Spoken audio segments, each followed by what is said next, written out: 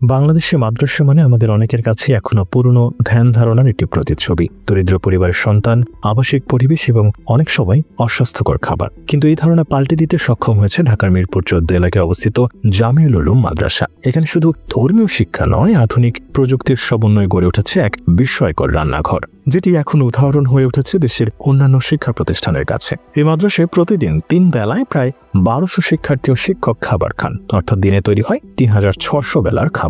শুনে অবাক হওয়ার মতোই, কিন্তু এই বিপুল পরিমাণ রান্না এখানে হয় অত্যন্ত পরিকল্পিতভাবে এবং আধুনিক যন্ত্রপাতির সাহায্যে। এই মাদ্রাসার রান্নাঘরটি যেন এক পূর্ণাঙ্গ মেগা কিচেন, যেখানে প্রতিটি ধাপে কাজ হয় মেশিনের মাধ্যমে। রান্নাঘরে প্রবেশ করলে প্রথমে চোখে পড়ে বিশাল এক আলু ধোয়া ও ছিলার মেশিন। মাত্র 5 মিনিটে 1 মণ আলু ধুয়ে ও ছিলে ফেলা যায় এই যন্ত্রে। আগে যেখানে 20 কেজি আলু ছিলতে গেলে 3 কেজির মতো নষ্ট হতো, এখন মাত্র আধা কেজি অপচয় হয়। এরপর সেই আলুগুলো দেওয়া হয় আলু ভর্তার মেশিনে। মাত্র 2 মিনিটেই হয়ে যায় পুরোপুরি মসৃণ আলু ভর্তা। একবারে 30 কেজি আলু ভর্তা তৈরি করতে পারে এই যন্ত্র, যা আগে করতে সময় লাগতো ঘন্টার পর ঘন্টা।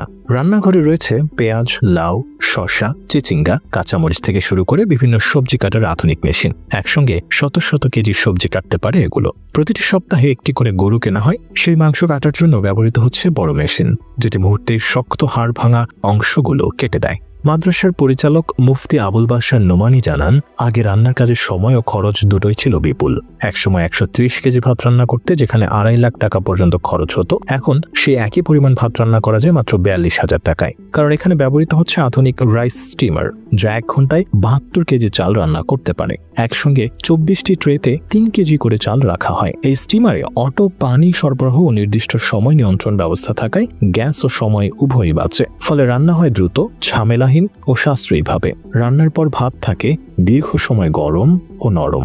বাবুর্চিরাও এখন অনেক স্বস্তিতে কাজ করেন, কারণ আগে যেখানে রাতভর জেগে রান্না করতে হতো, এখন 1 ঘন্টাতেই সব সম্পন্ন হয়। খাবার পরিবেশনও রয়েছে পরিকল্পনার নিপুণ ছোঁয়া। পুরো প্রক্রিয়া চলে ম্যানেজার ও সহকারী কর্মীদের তত্ত্বাবধানে। প্রতিটি ক্লাস ও জামাতের ছাত্রদের জন্য আলাদা আলাদা গ্রুপ ও নাম্বারযুক্ত বল রয়েছে। 8 থেকে 10 জনের একটি দল থেকে মাত্র 1 জন বা 2 জন এসে তাদের গ্রুপের খাবার নিয়ে যায়। এতে কোনো জটলা বা লাইন লাগে না। বড় বালতিতে ভাত, ছোট বালতিতে তরকারি আর আলাদা পাত্রে ডাল দেওয়া হয়। কেউ বেশি বা কম খেলে তা সহজেই সমন্বয় করা যায়। রান্নার জায়গা ও ছাত্রদের প্রবেশাধিকারও নিয়মতান্ত্রিকভাবে নিয়ন্ত্রিত। ছাত্ররা কেবল খাবার নেয়া বা ফেরত দেওয়ার সময় রান্নাঘরে ঢুকতে পারে, অন্য সময় সেখানে প্রবেশ সম্পূর্ণ নিষিদ্ধ। ফলে নিরাপত্তা ও স্বাস্থ্যবিধি বজায় থাকে সর্বোচ্চ মাত্রায়। এখানে শুধু যন্ত্র নয়, খাবারের মানেও রয়েছে বিশেষ নজর। বাজারের প্রস্তুতকৃত গুঁড়া হলুদ বা মরিচ ব্যবহার না করে মাদ্রাসা নিজেই ভাঙিয়ে নেয় আসল হলুদ ও মরিচ। এতে খাবার হয় স্বাস্থ্যসম্মত ও বিশুদ্ধ। তেল হিসেবে ব্যবহৃত হয় সরিষার তেল, যা বড় পরিমাণে কিনে রাখায় প্রতি মাসে প্রায় 1 লাখ টাকার সাশ্রয় হয়। একইভাবে ডাল, চাল সহ অন্যান্য উপকরণও কেনা হয় পাইকারি দরে। মাদ্রাসার রান্নাঘরে বর্তমানে 8 জন বাবুর্চি ও সহকারী কাজ করে।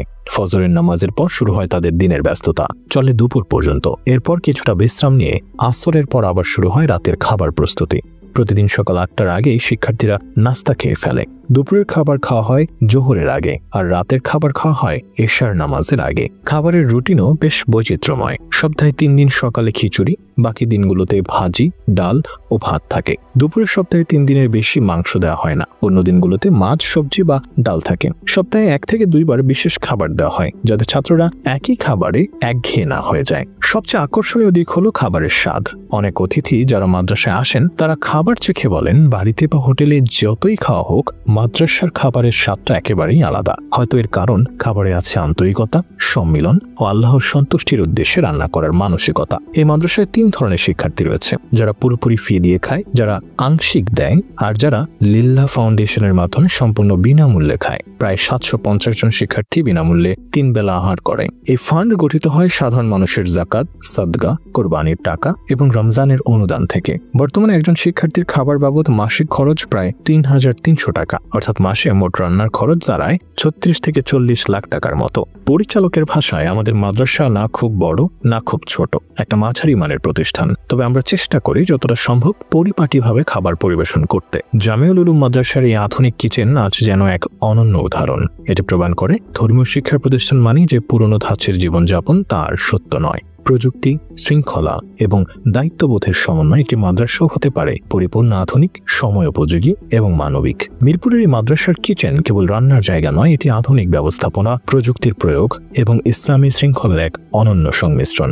যেখানে একসঙ্গে হাজারো তরুণের জন্য ভালো, স্বাস্থ্যসম্মত ও সাশ্রয়ী খাবার তৈরি হচ্ছে প্রতিদিন বিনা বিশৃঙ্খলায়। এক কথায় এটি বাংলাদেশের মাদ্রাসা শিক্ষার নতুন এক অধ্যায়, যেখানে আলোর পাশাপাশি জ্বলছে আধুনিকতার উজ্জ্বল শিখা।